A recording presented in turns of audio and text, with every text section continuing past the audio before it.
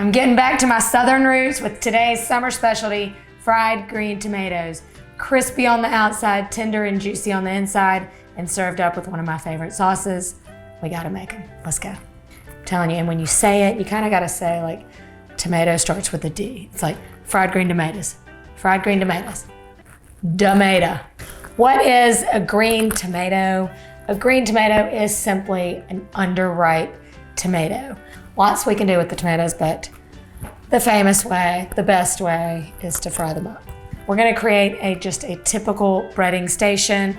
We have one dish that I've got filled with flour, one with eggs and milk, and then in the third one, we're doing a combination of cornmeal and breadcrumbs. Then you wanna heavily season it with some salt and pepper. All right, once our breading procedure is ready to go, we're just gonna slice up our tomatoes. I like to slice mine about a 1/2 inch thick. I have washed them ahead of time, very important.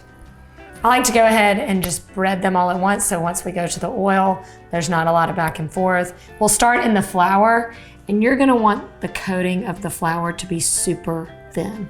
You just want it to be a really dry surface on the outside so the egg can stick to it, and then breadcrumbs can stick to that. And that's what we're looking for. It's coated.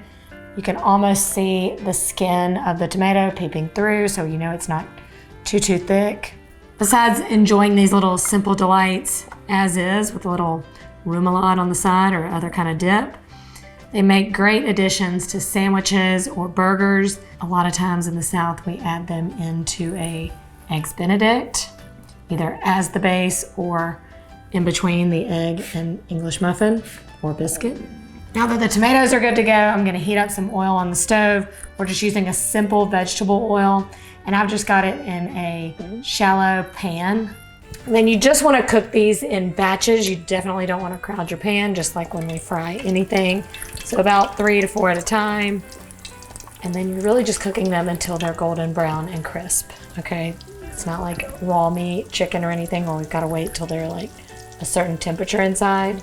They're gonna be perfect when they're crispy, golden brown on the outside. Before I start frying, I like to have a pan lined with some paper towels, and then I like to put a cooling rack on top. That way they don't sit there in their oil and they don't get soggy. They can just kind of drain with a little bit of airflow. How good do these look? They're so golden on the outside, and dare I say, crunchy on the outside.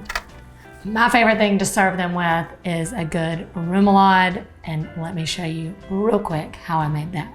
I find that the food processor is the easiest way. You could also use a blender. I like to go in with your vegetables and herbs first, get that finely chopped, and then add in your condiments, your mayonnaise, some chili sauce, Creole mustard. This has so much tang, little oil, hot sauce, lemon juice, Worcestershire. You're basically emptying out the condiment part of your fridge.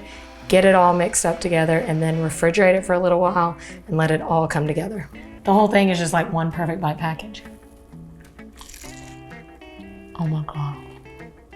Now I could enjoy them just like this for the rest of my life, but you could also dress these up by topping them with some lump crab meat and a drizzle of hollandaise. Serve that alongside a steak, and you have a 10 times fancier, better dinner than what you can get in a restaurant. And probably in my top 3 sandwiches of all time is a fried green tomato, BLT, with a little pimento cheese. Can you say Southern? Y'all, perfect bites all around. And that's it. That's how you make a good old fried green tomato. I hope you'll give this recipe a try, and when you do, don't forget to tag me. Let me know what kind of creations you make with these summer delights, these fried green tomatoes. So damn good.